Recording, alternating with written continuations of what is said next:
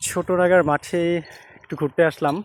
এসে দেখি একজন বাঁশি হাতে করে দাঁড়িয়ে আছে, বাঁশি বাজাচ্ছে। তাই দাঁড়িয়ে গেলাম ওনার সাথে একটু কথা বলার জন্য।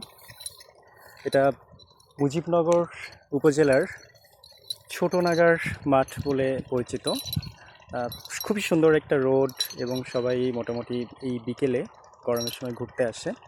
আমিও এসেছিলাম। আপনার নাম কি? ইমান আলী। কি নাম? ইমান আলী। কোথায় বাড়ি? শিবলু। শিবপুর। এই যে বাঁশি হাতে করে দাঁড়িয়ে আছেন, আপনি কি বাঁশি বাজাতে পারেন? পারি। আচ্ছা, তাহলে একটু শোনান।